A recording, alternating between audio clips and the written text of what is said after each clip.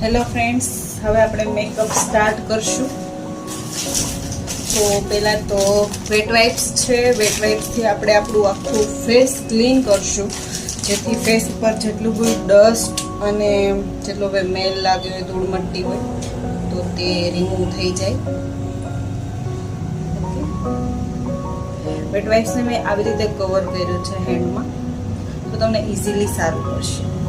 Most ઓફલી બધું dust તમારે આ રીતે રિમૂવ કરવાનું.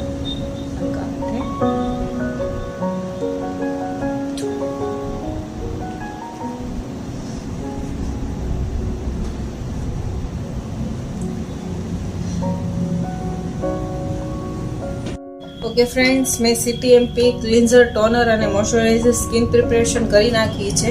હવે હું ફોરએવર 52ની કન્સીલર પેલેટ લઉં છું, પ્રોફેશનલ.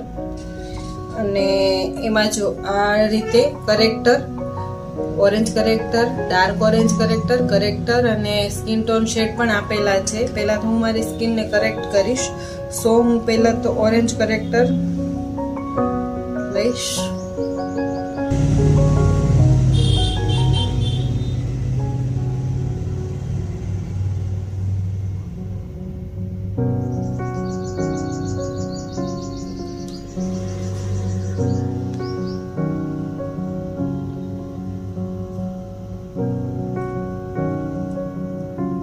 નેચરલ મેકઅપ જ કરવાની છું.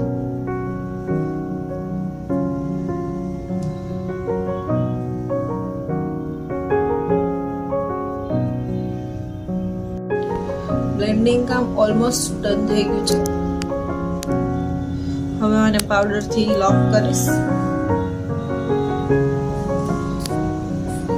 નિવારાનું જ આ પફ છે,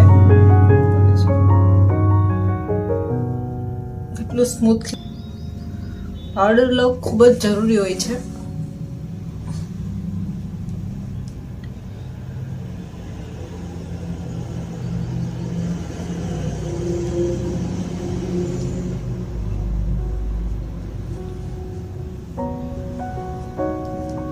ઓકે, મેં colour correction, foundation, loose powder, મારો બેઝ ક્રિએટ કરી નાખ્યો છે. હવે હું બ્લશર કરીશ. મને બ્લશર છે ને માર્સની લિપ લાઇનર છે. બધા એમ કહે છે કે ભાઈ અફોર્ડેબલ પ્રાઇસની વસ્તુ સારી ના હોય, પણ પર્સનલી હું યુઝ કરું છું અને મને પર્સનલી ગમે છે. એકદમ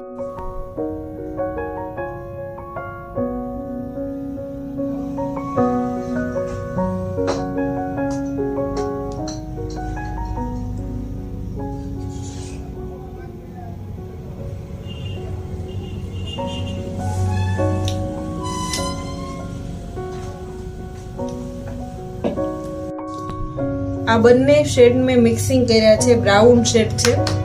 પહેલા તો કલરને લો અને પછી એને ડસ્ટ આઉટ કરો ને પછી તમારી આઈઝ પર છોડો, એટલે તમારે એક્સ્ટ્રા કાંઈ બી હશે ને નીચેની ફોલ્ડ થાય.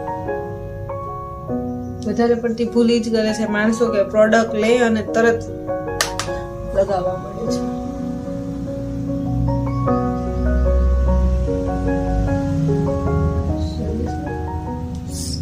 નેક્સ્ટ સ્ટેપ કાજલ રેનીની. અને મને આજે લુકમાં છે ને, મને મોસ્ટ ઓફલી કાજલ ઓછી જ ગમે, પણ આજે હું આ લુકમાં છે ને કાજલ થોડીક વધારે આપીશ.